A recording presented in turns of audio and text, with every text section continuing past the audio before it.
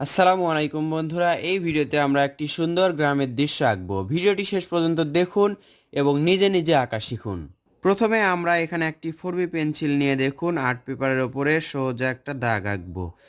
সোজা দাগ আঁকা মানে আমরা এখানে একটি ঘর আঁকবো। ঘরটা দেখুন এরকম হবে, সুন্দর একটি চালা হবে প্রথমে, এরপর চালা থেকে ঘর হবে। দেখুন সুন্দর একটা চালা আঁকলাম আমরা।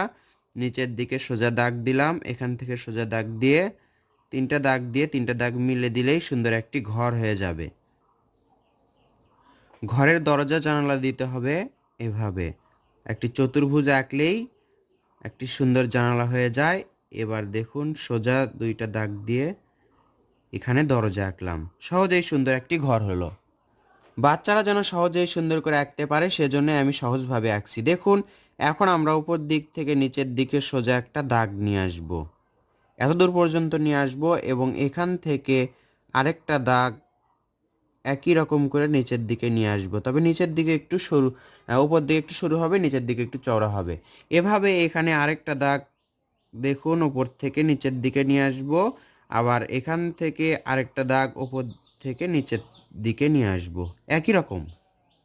নিচে দেখুন কি করব, এইভাবে একটু গোল করে দিব, এইভাবে গোল করে দিয়ে এইভাবে এবং এইভাবে, এখানে আবার এভাবে এভাবে এত দূর পর্যন্ত এভাবে নিব, এত দূর পর্যন্ত নিব। এখন এখানে আমরা দেখুন কি রকম করছি, সেই রকমই আপনারা করবেন। এটা হবে দুইটা তাল গাছ, তাল গাছের গোড়া বা শিকড় এরকম থাকে।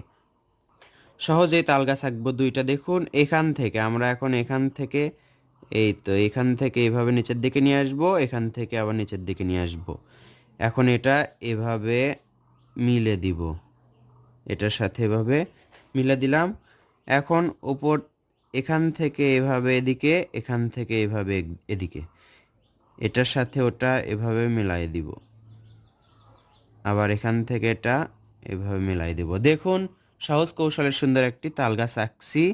একটা আঁকা শিখলে আরেকটা তাল গাছ সহজেই আঁকা যাবে। এভাবে আমরা দু একটি দাগ দিব, সুন্দর একটা তাল গাছ আঁকলাম। এখন এই রকম করে এই পাশে আরেকটা তাল গাছ আঁকবো আমরা। দেখতে থাকুন এবং সহজেই শিখুন কিভাবে একটি দৃশ্য আঁকা যায়। গ্রামের দৃশ্য আঁকছি আমরা এভাবে, এই পাশে এবং এই পাশে একই রকম করলেও সমস্যা নেই, আমরা তবে এরকম করছি, এটাও দেখতে সুন্দর লাগে।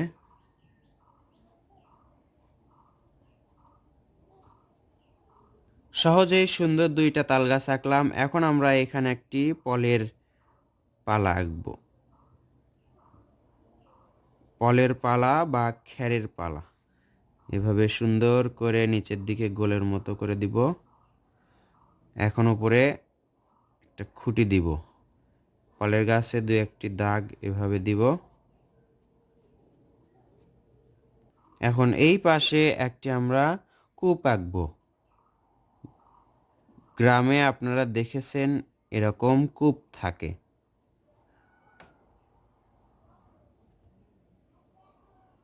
এভাবে একটি কূপ আঁকবো। এভাবে করার পর ওপর দিকে একটি সোজা দাগ, এভাবে দুইটা সোজা দাগ আঁকবো।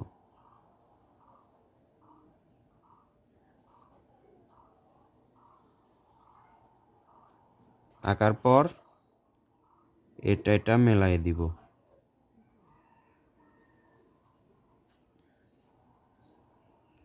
কূপ থেকে গ্রামের মানুষেরা পানি উঠায়।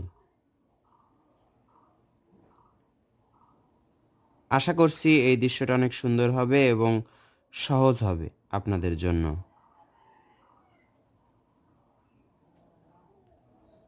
এগুলোতে দাগ আঁকবো আমরা এরকম করে।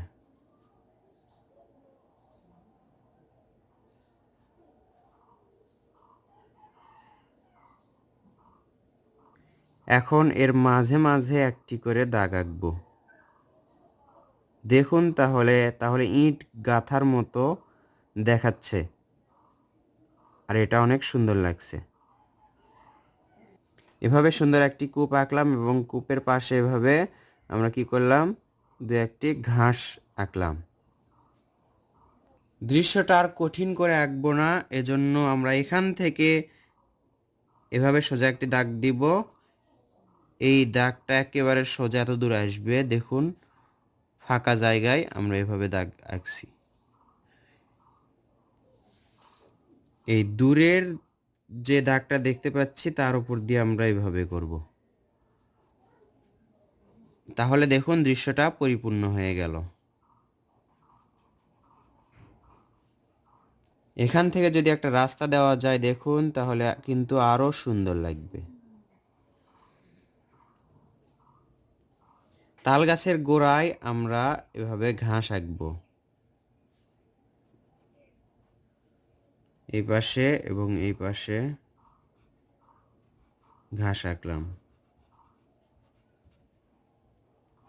আকাশে একটা সূর্য দিলে আরো সুন্দর হবে। চেষ্টা করব গোল করার। তো বন্ধুরা, আশা করছি এই দৃশ্যটা আপনাদের কাছে সহজ হবে, দেখতেও সুন্দর লাগছে, ছোট বাচ্চারা সহজেই আঁকতে পারবে। ভিডিওটি ভালো লাগলে বা উপকারী বলে যদি মনে হয় তাহলে অবশ্যই লাইক করবেন, শেয়ার করবেন, কমেন্ট করবেন নতুন ভিডিও পেতে। ধন্যবাদ সবাইকে। আসসালামু আলাইকুম।